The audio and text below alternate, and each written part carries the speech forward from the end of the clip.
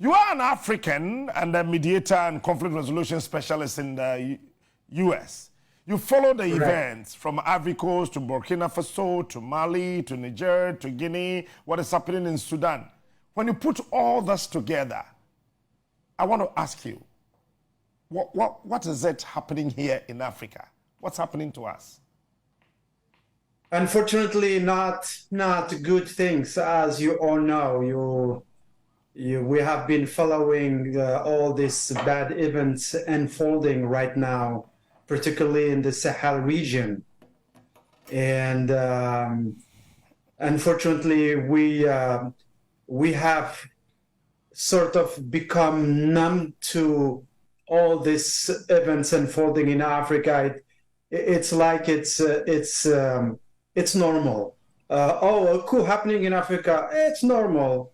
Famine in Africa, it's normal.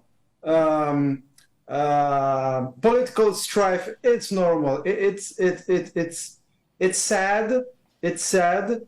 But as an African, I would say it's a shame. It's a shame that despite all of the resources that we have, natural resources, people, and yet we're still struggling. Military coups, corruption, bad governance, ethnic strife. It's time for this to stop, and we can stop it. We can stop it. I'm faithful that African people can do it. African people have shown how much they are capable, how much they can do when they decide to do it. The era of the 1960s has shown us that when African people decide to take their destiny in hands, they can do it. Now, we've had series of conferences, series of symposiums, meetings everywhere in Africa, trying to find lasting solutions to these problems. We still cannot find a single solution. Is it because of bad leadership, or is it still the influence of the West? I think it's all of the both. While the external factors play a great role in what's going on in Africa, I think it's about time for African people to realize and admit that we are responsible of what's going on in our continent. Let's take it at a personal level, and let's look at let's say, from a cognitive psychology perspective. You as an individual, when you're struggling in your life, you can struggle, it's normal, this is life, this is something natural. But when do you get out of that turmoil, out of this bad situation? Be honest with yourself and say, it's the time when you say, okay, I am where I am because I deserve it, because I do nothing to solve my problems, because I let others take over my own destiny. So we have to work as Africans and say, first, yes, others try to interfere in our business, but guess what? It's a fair game. If Westerners, if Europeans, Americans, Chinese, and Russians come to Africa and take our resources, good for them. Good for them if they can do it. And if there is someone to blame, is we African people, we let them do it. We let them do it, and history has shown us that they do it through other Africans. Go back to the 16th, 17th century, when first time Vasco da Gama came to Africa. They came, it was a route for them to go to India. And by chance, they started stopping and starting those ports And they didn't go inside Africa. They used Africans they met first to control other Africans, to take resources, to even do slavery. Slavery was done by white people, yes. But guess what? Who were complicits? African people.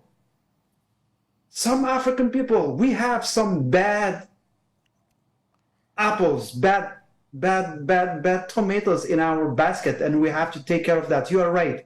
So as you see, it's both. It's external, yes, external factors. It's the West, is Russia now and China and the West, but it's also African people. So we have to look at these issues from within ourselves and from outside. And we hopefully during this show we can talk about these details. Okay, so yeah, yesterday I had the opportunity to go through a few documents, research put together in Japan in 1984 about the resources of the French-speaking African countries, and then also read something from the Washington Post, what they did about the natural resources here in the west part of Africa. Arguably, they were saying that the whole of the 15 French African countries, when you put their natural resources together, the 15 countries can take care of the entire Europe and themselves. Then when you pick the Anglophone, Ghana, Nigeria, and all the English-speaking African countries, our natural resources together, we can also take care of America, Asia, and the other parts of the world, and ourselves.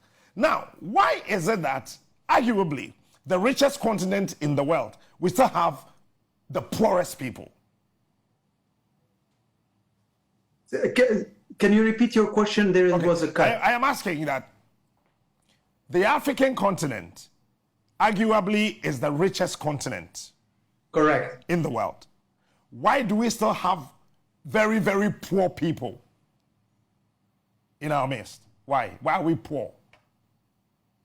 Well, as you said, people are poor, but the countries are not. Africa has always been seen by outsiders as their bread basket.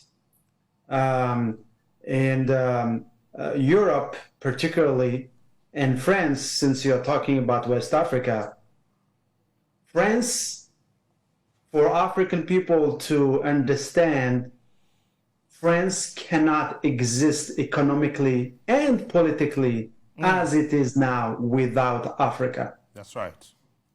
You disconnect France from Africa, French are gone. They will starve. They will. I'm saying this, of course, it won't happen because they have resources to keep Africa serving their interests. But since we're talking about Niger, France holds more than 62% of Niger's uranium. Mm-hmm. France controls directly or indirectly most of resources in West African underground. You name it, oil, uranium, gold, and so forth. And of course, things have developed. Now it's not only France, it's not only Europe. There are other countries coming in because guess what? Resources are plentiful. We still have those resources. And every day we discover new resources. Maybe the data that you have now is obsolete. If we had millions of cubic meters of gas, now we have trillions of that. The same thing with the gold, with all other minerals and water and agriculture. So yes, these countries, they come and they take those resources. Let's say that Africa is also a young, if you look at Africa as a country, we have a bunch of countries, 55, 56 countries. Yes. The problem also is that we should not forget that Africa had gone through colonialism. This is an era that has affected us at all levels, physically, economically, politically, socially. Even our belief systems have evolved, sometimes changed. And I remind you of Berlin Conference in 1884, 85. That's right. European countries looked at Africa as a pie, right? You remember that? Yes. And they divided Africa between them. And the way they divided is like they divided in geographically, like it was a grotesque divide. Some countries were too small and are still too small to take care of themselves, to even create any kind of economy or industry or agriculture. Other countries are too big to be able to control themselves. You look at country, you mentioned Nigeria. Okay, it's a great country. It's a big, and I'm not challenging those for one time, African Union leaders were smart enough to say, let's not challenge those borders, because if we challenge those borders today, it will be big mess. Rather than challenging those borders now, let's come together and mentally take out those borders and start to work together. So yes, maybe one of the principal advice, I would say, enemies to Africa are some African people. Bad leadership, but bad leadership. The leaders in Ghana, aren't they Ghanaians? The leaders in Niger, aren't they Nigerians? The leaders in Algeria, are they Algerians? But it's like they are used by other forces. It's good to be aware of that. But I always tell to my fellow Africans, yes, it's good to be aware of that. But let's change that mentality. And each time, look, we're talking still, we're 2023, and we're talking about, what others are doing against Africa. Yeah, it's good to be aware of it, but let's think outside the box. And even you as an individual, even me, I'm still blaming Europeans. And guess what? Our leaders, our corrupt leaders, they tell us the same narrative. It's like they want us to believe only in this option. This option is true. It's a reality. But what about them? What have they done to change